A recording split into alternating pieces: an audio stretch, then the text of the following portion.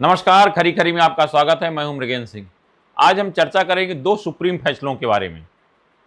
दो सुप्रीम फैसले यह हैं। एक तो जो टीईटी परीक्षा मतलब शिक्षक पात्रता परीक्षा को लेकर मध्य प्रदेश सरकार ने याचिका दायर की थी कि शिक्षकों को परीक्षा से छूट दी जाए। केवल मध्य प्रदेश सरकार नहीं, कई राज्य सरकारों ने किया था, जिसको सुप्रीम कोर्ट ने सिरे से नकार दिया है। जस्टिस दीपांकर दत्ता की अगुवाई वाली डिवीजन बेंच ने यह फैसला कई रिवीजन पिटीशन पर सुनवाई के बाद दिया है। हालांकि अदालत ने उस पिटीशन को फिर से खारिज कर दिया है, जिसमें कहा गया है कि 2009 के पहले नियुक्त हुए सभी शिक्षक को अनिवार्य रूप से टीईटी परीक्षा करने की मांग से छूट दी जाए। मतलब अब जो शिक्षक हैं उनको परीक्षा देना अनिवार्य होगा। मतलब टीईटी परीक्षा शिक्षक पात्रता परीक्षा देना अनिवार्य होगा और उसको पास करना होगा। हाँ, सुप्रीम कोर्ट ने इतनी राहत जरूर दी है कि जो परीक्षा पास करने की तिथि 31 अगस्त 2027 थी, उसे बढ़ाकर 31 अगस्त 2028 मतलब एक साल का समय बढ़ा दिया है, लेकिन परीक्षा में छूट नहीं दी। परीक्षा और कहा कि परीक्षा तो देना ही होगा। जितने राज्य सरकारों ने याचिका लगाई थी, सबकी याचिकाओं को एक सिरे से खारिज कर दिया गया है। जिसको लेकर शिक्षकों में एक बार फिर नाराजगी दिख रही है, लेकिन सुप्रीम फैसले के बारे में कोई नहीं कह सकता।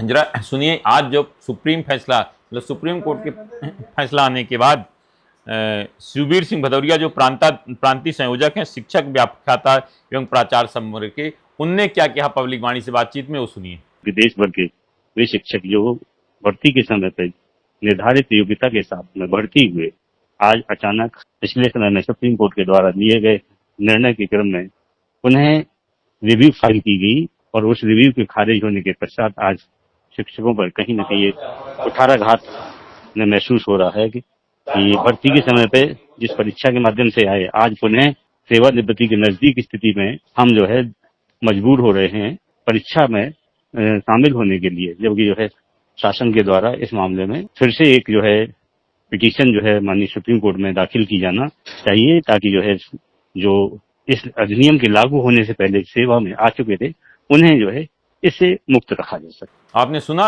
उन्होंने क्या कहा। अब उसके बाद हम दूसरे सुप्रीम फैसले पर बात करने जा रहे हैं कि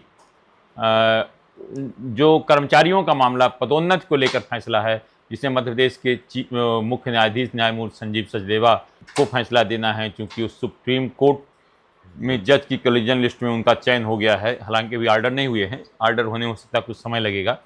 उनके जो सबसे महत्वपूर्ण फैसला जो लंबित है पिछले 17 फरवरी से, मतलब 3 महीने से अधिक का समय हो गया, उसमें अब ये फैसला देते हैं कि नहीं देते, इस पर हम चर्चा इसलिए आज कर रहे हैं। इस पर कई बार चर्चा कर चुके हैं, लेकिन आज इसलिए कर रहे हैं कि आज माननीय सुप्रीम कोर्ट ने एक आदेश जारी किया है, जिसमें कहा है कि कोई भी निर्णय को 90 दिन से ज़्यादा नहीं रोक सकते।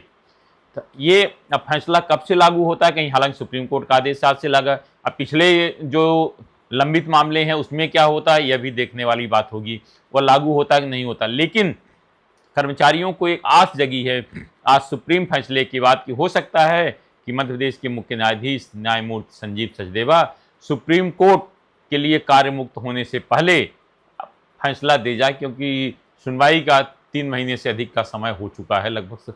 तो ऐसी स्थिति में एक अच्छी खबर भी है कर्मचारियों के लिए अगर फैसला हो जाता है। लेकिन अभी तक जो था इसमें यह था कि कोई अनिवार्य नहीं था, एक गाइडलाइन थी सुप्रीम कोर्ट की कि आपको 90 दिन में फैसला दे देना चाहिए। लेकिन अब अनिवार्य कर दिया गया है, अगर किसी कारणवश नहीं हो पाया तो रजिस्ट्रार जनरल को इस मामले में भी जाकर चीफ जस्टिस से बात करनी पड़ेगी कि मामला क्यों इतने दिन से लंबित है। अब ये अगर सुप्रीम कोर्ट का जो आज का निर्णय है, अगर उसको स्वीकार कर लिया जाता है मध्य प्रदेश के हाई कोर्ट के मुख्य न्यायाधीश के, तो मुझे लगता है कि सुप्रीम कोर्ट जाने से पहले कर्मचारियों की पदोन्नति के मामले में निर्णय हो जाएगा कि पदोन्नति में आरक्षण कर्मचारियों को मिलना चाहिए या नहीं मिलना चाहिए। अब ये फैसला जो है हाई कोर्ट के मुख्य न्यायाधीश को करना है। अब आज सुप्रीम आदेश के बाद थोड़ा बहुत लोगों को उम्मीद जगी है कि आगे देखना है क्या होता है, क्योंकि ये मामला 5 अगस्त से चल रहा, मतलब अब लगभग धीरे धीरे 2 जून जुलाई अगस्त अगर अपना और देख लें, मतलब करीब 2.5 मतलब करीब 9 महीने से 10 महीने करीब हो गया है, जिसमें अभी तक सुनवाई पर सुनवाई चल रही थी, फैसला भी नहीं हुआ है। मतलब सुनवाई समाप्त होने के बाद भी लगभग 2.5 महीने होने जाना है, अभी फैसला इस मामले में नहीं हुआ है। इसलिए लोगों को उम्मीद जगी है कि शायद अब सुप्रीम आदेश के बाद इसमें फैसला हो जाए। शिक्षकों का मामला सामने है।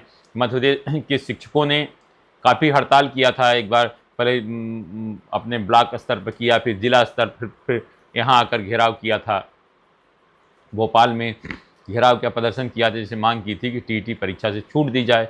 उसमें मुख्यमंत्री डॉक्टर मोहन यादव से भी मिले थे और शिक्षा विभाग के अधिकारियों कर्मचारी। तो मुख्यमंत्री ने आश्वासन दिया था कि सरकार इस पर सहानुभूतिपूर्वक विचार करेगी और सरकार सुप्रीम कोर्ट में रिवीजन पिटीशन फाइल करेगी, जिससे मांग करेगी कि शिक्षकों को शिक्षक पात्रता परीक्षा से छूट दी जाए।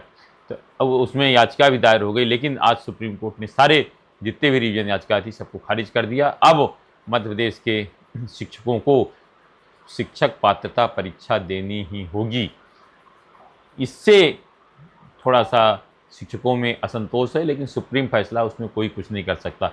आज ये 2 ऐसे फैसले हैं जिस पर सबकी निगाहें लगी हुई हैं, इसीलिए इस फैसले के बारे में हमने विस्तार से चर्चा की है कि दोनों फैसले का क्या प्रभाव होता है, जल्दी देखने को मिलेगा। अब अगर शिक्षक पात्रता परीक्षा होती है, जिसको अब लगभग एक साल, मतलब लगभग 2 साल का समय शिक्षकों को मिल गया है, तब तैयारी भी कर सकते हैं, परीक्षाएं भी दे सकते हैं। मैं तो कई राज्य सरकारें, जैसे मेरी जानकारी में उत्तर प्रदेश में परीक्षा हो भी चुकी है, अधिकांश शिक्षक पास भी हो चुके हैं।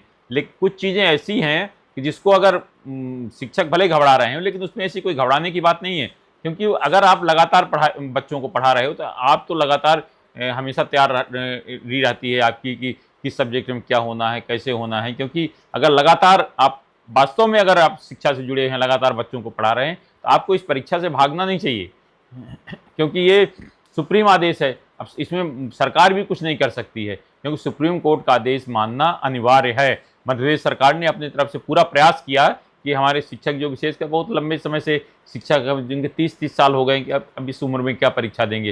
भाई सवाल इसका नहीं है शिक्षकों के पास होंगे कि फेल होंगे, लेकिन शिक्षकों को लगता है बताओ हम हर साल इतने बच्चों की परीक्षा लेते हैं, हमारी परीक्षा। लेकिन मुझे लगता है तैयारी के लिए नियमित परीक्षाएं होना चाहिए, नियमित रूप से प्रशिक्षण होना चाहिए। इससे नई नई चीज़ें सीखने को मिलती है और जो टीचर होते हैं अपडेट होते रहते हैं, उससे बच्चों को भी जानकारी मिलती रहती है कि हमारे शिक्षक कितने अपडेट हैं। अगर जितने शिक्षक अपडेट रहें उतने अधिक बच्चों को अच्छी तरह पढ़ाएंगे, बच्चों को जानकारी भी रहेगी। आज सिर्फ इतना ही। इस तरह खबरों जुड़े रहने के लिए हमारे चैनल पब्लिक वाणी सब्सक्राइब करिए। आपके पास भी कोई खबर है तो हमें जरूर बताएं, क्योंकि हमारा नाम है पब्लिक वाणी।